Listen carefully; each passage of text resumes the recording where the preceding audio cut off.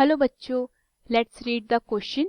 So the question says the two circles x square plus y square minus 2x minus 3 is equal to 0 and x square plus y square minus 4x minus 6y minus 8 is equal to 0 are such that option A, they touch each other, option B, they intersect each other, option C, one lies inside the other, option D, each lies outside the other. So the key concept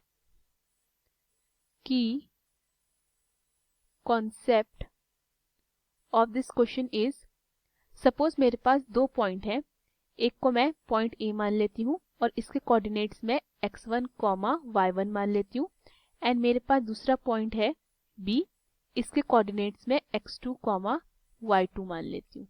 clear? And मुझे A B के बीच का distance find करना है. तो इसके बीच का distance क्या हो जाएगा? A B is equal to under root x2 minus x1 का square plus y2 minus y1 का square. Okay. And second and most important thing, अगर मेरे पास दो सर्कल हैं, सर्कल 1, सर्कल 2, सर्कल 1 का सेंटर मैं C1 ले लेती हूँ, सर्कल 2 का सेंटर मैं C2 ले लेती हूँ, सर्कल 1 का रेडियस में R1 ले लेती हूँ, सर्कल 2 का रेडियस में R2 ले लेती हूँ. ओके. और वो इंटरसेक्ट कर रहे हैं एक दूसरे को एट 2 पॉइंट्स. तो वो उनकी कंडीशन क्या हो जाती है? Conditions when two circles intersect each other at 2 points, वो होती है हमारी mod R1 minus R2 is less than C1 C2 and C1 C2 is less then R1 plus R2. Clear? So question में मेरे पास पहले सर्कल की question क्या given है? X square plus y square minus 2x minus 3 is equal to 0. इसको मैं उतार लेती हूँ.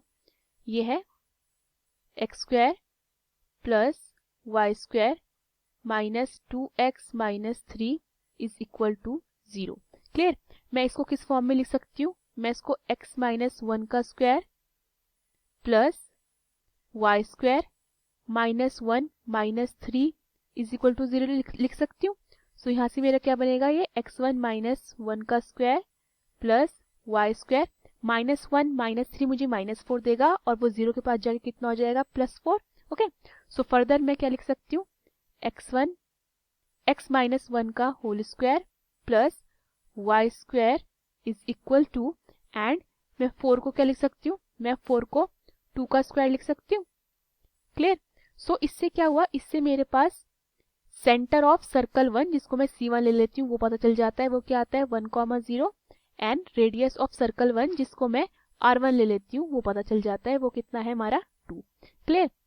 नाउ मेरे पास सेकेंड इक्वेशन क्या है ऑफ सेकेंड सर्कल? वो है x square plus y square minus 4x minus 6y minus 8 is equal to 0. उतार लेते हैं. यह है x square plus y square minus 4x minus 6y minus 8 is equal to 0. Okay.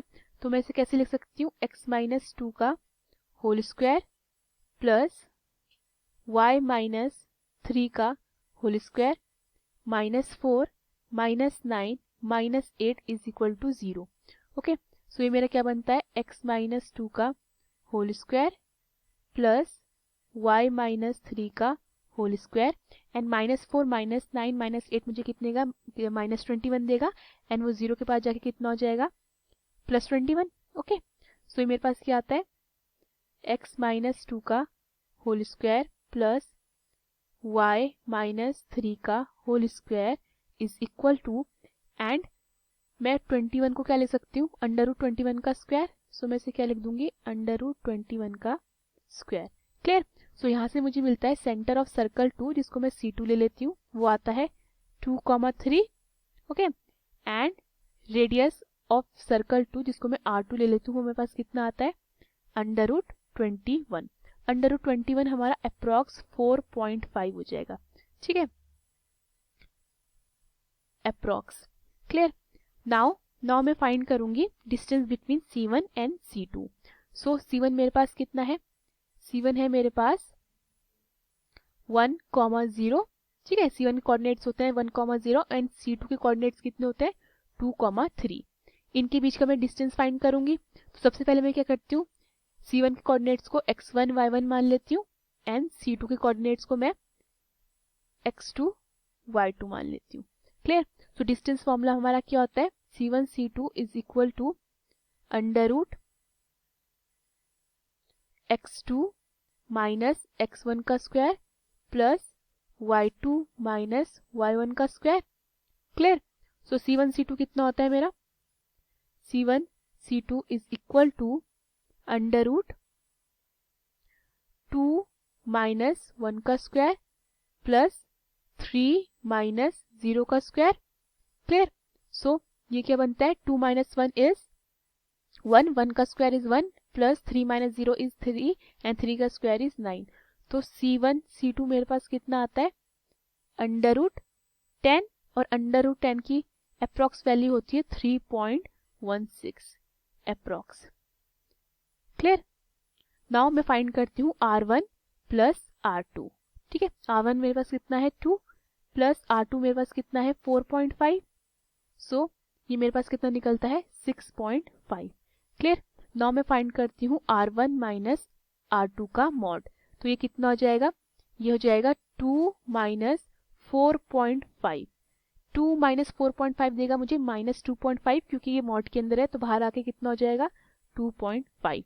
Clear. So clearly मुझे यहाँ से नजर आ रहा है कि जो मेरा mod of R1 minus R2 है वो लेस देन है C1 C2 से, और C1 C2 हमारा लेस देन आ रहा है R1 प्लस R2 से, है ना। क्योंकि देखिए जो हमारा mod of R1 minus R2 है वो कितना निकला है 2.5, C1 C2 हमारा निकला है 3.16 और R1 प्लस R2 मेरा निकला है 6. So a condition when two circles intersect at 2 points यही होती है कि mod of R1 minus R2 is less than C1 C2 होता है, और C1 C2 हमारा less than R1 plus R2 होता है। तो उससे क्या पता चलता है कि हमारे सर्कल जो है इंटरसेक्ट कर रहे हैं एक दूसरे को। तो ऑप्शन चेक करते हैं अपना। So the correct option is B, they intersect each other. Hope you understood the question. Thank you.